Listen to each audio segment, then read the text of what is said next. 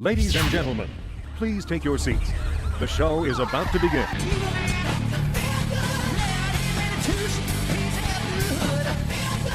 In the untamed world of 1980s rock and roll, few figures cut as memorable a silhouette as Vincent Neil Wharton.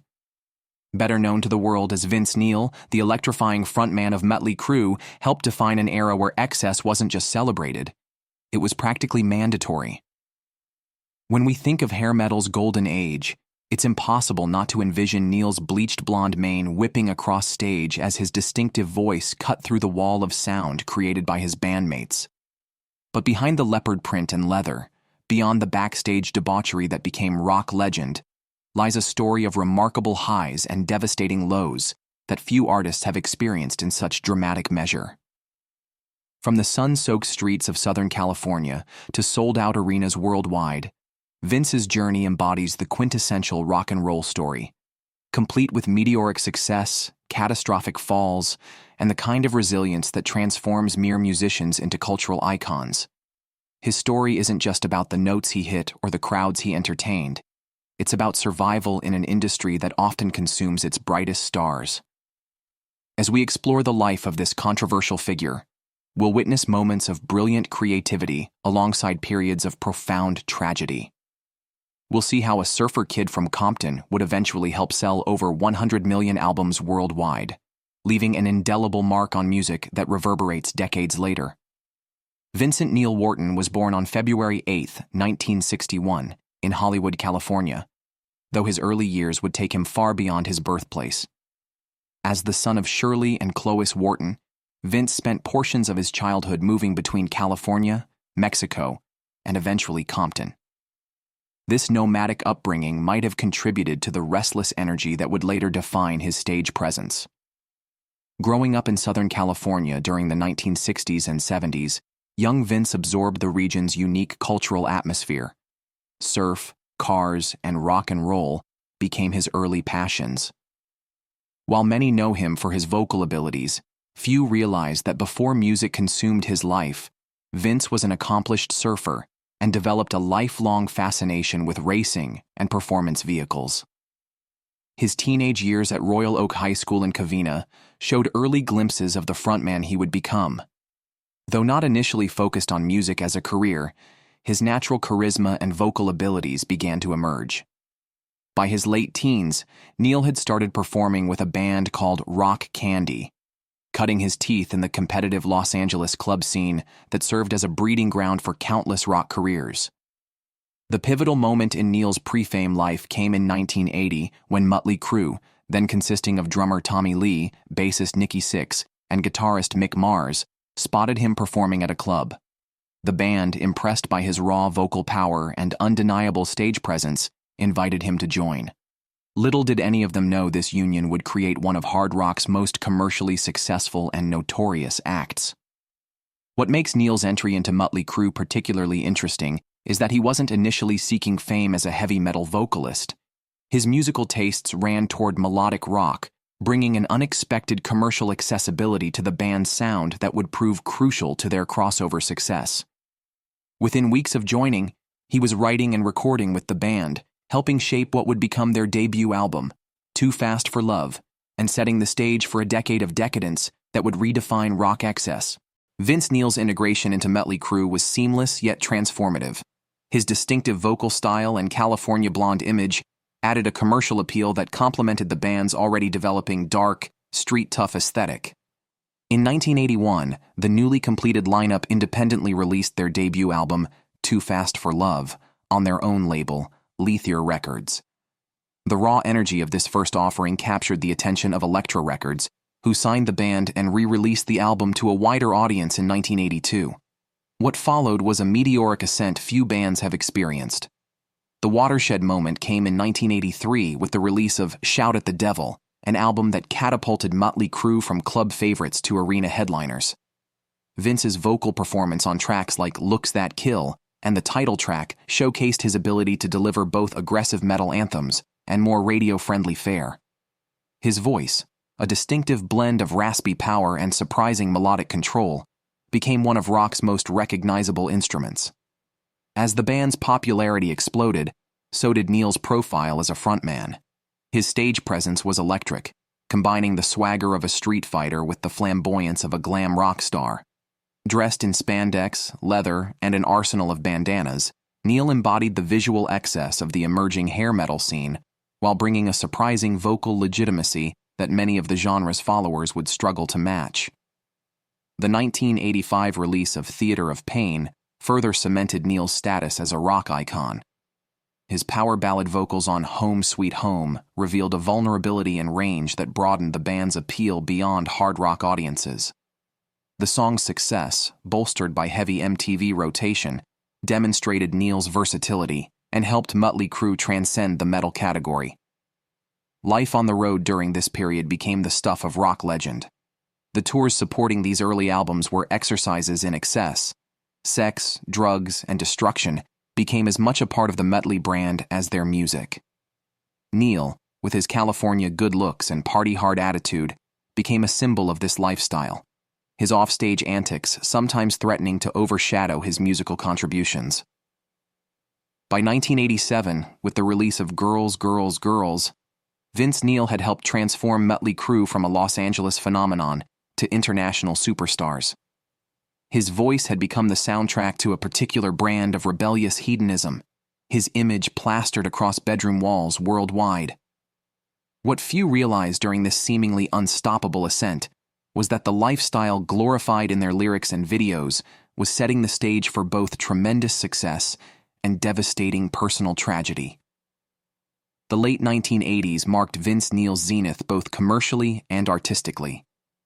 In 1989, Mötley Crüe released Dr. Feelgood, an album that would become their most successful commercial offering and the definitive statement of their career.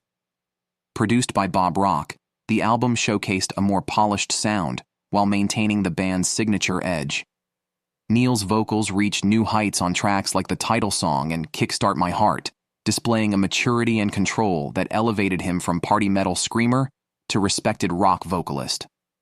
Dr. Feelgood debuted at #1 on the Billboard charts, a first for the band, and went on to sell over 6 million copies in the United States alone. The album's success was fueled by unprecedented radio play and heavy MTV rotation, with Neil's charismatic presence in music videos helping to define the visual aesthetic of late 80s hard rock. Behind this success lay a surprising development. The band had gotten sober. After years of substance abuse that threatened to derail their careers and lives, the members of Mötley Crüe, including Neil, had embraced sobriety during the album's creation. The subsequent world tour was a triumph, with the band performing to sold-out arenas globally. Neil, now at the peak of his vocal powers, commanded stages with newfound precision and stamina. The Dr. Feelgood tour featured elaborate production, including a revolving drum kit for Tommy Lee and spectacular pyrotechnics that set new standards for rock performances. Night after night, Neil proved himself one of rock's most engaging frontmen, capable of connecting with audiences in the largest venues while maintaining the dangerous edge that had defined the band from the beginning. This era also saw Neil emerge as a cultural icon beyond music. His distinctive look, the long blonde hair, bandanas, and skin-tight stagewear, was widely imitated. He appeared on television shows and magazines and became a household name even in homes where Mötley Crüe's music wasn't played. The band's backstage exploits, many led by Neil, became almost as famous as their songs, establishing a template for rock excess that bands would follow for decades. Behind the scenes, however, the pressure of maintaining this level of success created tensions. Despite their sobriety, old personality conflicts emerged, particularly between Neil and bassist Nikki Sixx, who had been the band's primary songwriter. The commercial demands of following up such a massive success also weighed heavily on the group. The Decade of Decadence compilation, released in 1991, bought them time while highlighting just how far they had come from their independent debut just 10 years earlier. What few could have predicted was that this pinnacle would precede one of rock's most controversial band breakups. In February 1992, at what seemed the height of their powers, Mötley Crüe parted ways with Vince Neil under disputed circumstances, Neil claiming he was fired, the band maintaining he had quit to pursue racing and solo interests. Whatever the truth, This shocking split marked the end of Mötley Crüe's most commercially successful lineup, just as the musical landscape was shifting dramatically with the rise of grunge and alternative rock. Behind the platinum records and sold-out arenas, Vince Neil's personal life was marred by tragedy and legal troubles that would profoundly shape both his career and identity. The most devastating moment came on December 8, 1984, when Neil, while driving under the influence of alcohol, crashed his sports car in Redondo Beach, California. The accident resulted in the death of Hanoi Rocks drummer Nicholas Razzle Dingley and seriously injured 2 other occupants in another vehicle. This catastrophic event represented the darkest chapter in Neil's life. Charged with vehicular manslaughter and driving under the influence, he ultimately served only 20 days of a 30-day jail sentence, paid $2.6 million in restitution, and performed 200 hours of community service. The lenient sentence drew criticism, but the emotional impact on Neil was immense. In interviews years later, he would acknowledge the profound guilt he carried, noting that losing a friend and taking a life was something he would never fully recover from. The accident cast a shadow over Mötley Crüe's rising stardom and became an unavoidable part of Neil's narrative. While the band continued its commercial ascent, the tragedy added a layer of somber reality to their otherwise fantasy-fueled existence. For many critics and observers, it exemplified the real-world consequences of the lifestyle the band so enthusiastically promoted in their music and public image. Substance abuse remained a persistent challenge throughout Neil's career.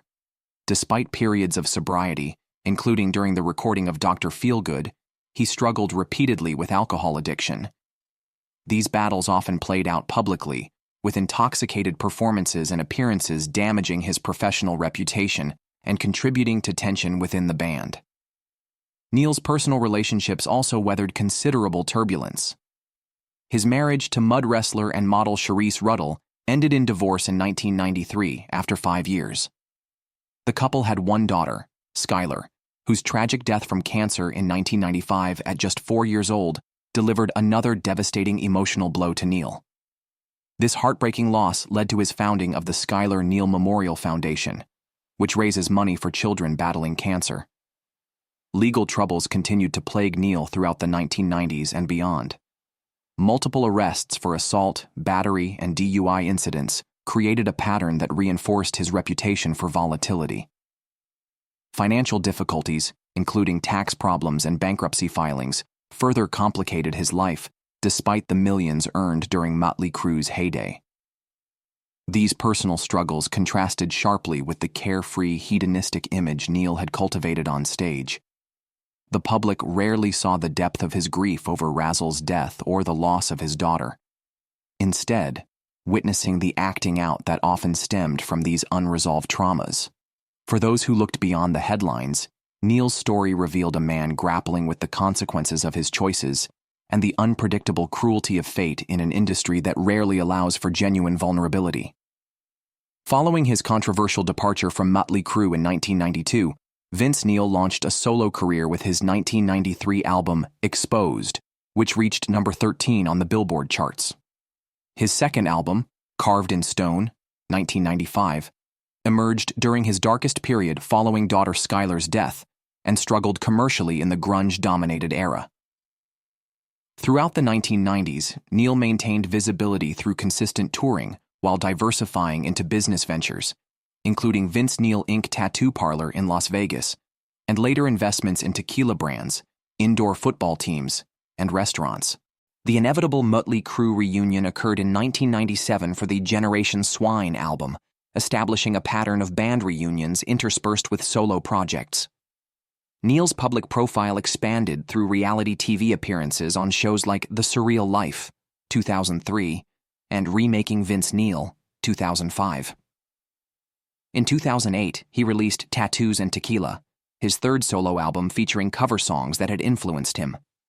Mötley Crüe's 2014 to 2015 farewell tour grossed over $100 million, though the retirement proved temporary.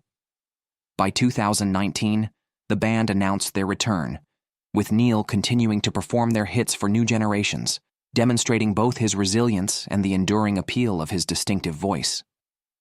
Behind Vince Neil's public persona lie fascinating details that offer deeper insight into the man beyond the headlines. Few fans realize that before his rock stardom, Neil was an accomplished surfer with serious competitive potential. This California beach kid background informed his blonde image and laid-back charisma that contrasted with Mötley Crüe's otherwise darker aesthetic. His early passion for automotive racing wasn't just a hobby. Neil has competed professionally in the Indy Lights series, demonstrating legitimate skill behind the wheel at speeds exceeding 180 miles per hour. Neil's vocal technique, rarely discussed in technical terms, combines a natural tenor range with distinctive raspy timbre that made Mötley Crüe tracks instantly recognizable. Unlike many of his contemporaries, Neil received no formal vocal training, developing his style through intuition and practice. This untutored approach gave his performances an authenticity that resonated with audiences seeking emotional connection rather than technical perfection.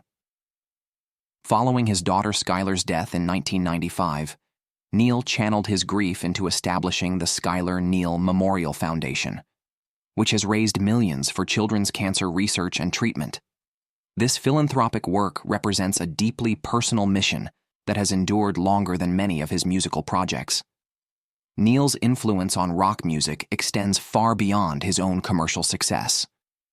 As the voice of Mötley Crüe, he helped create the sonic template for the entire hair metal movement that dominated late 1980s rock. His distinctive vocals on anthems like Kickstart My Heart, Girls, Girls, Girls, and Dr. Feelgood remain fixtures on rock radio and sports venues worldwide. The band's 2001 autobiography, The Dirt, later adapted into a Netflix film, cemented their legendary status while introducing their story to new generations. If you've enjoyed this exploration of Vince Neil's remarkable journey, don't forget to like, subscribe, and hit that notification bell to catch our next deep dive into rock's most fascinating figures. Drop a comment below with your favorite Vince Neil moment or song. We'd love to hear what his music means to you.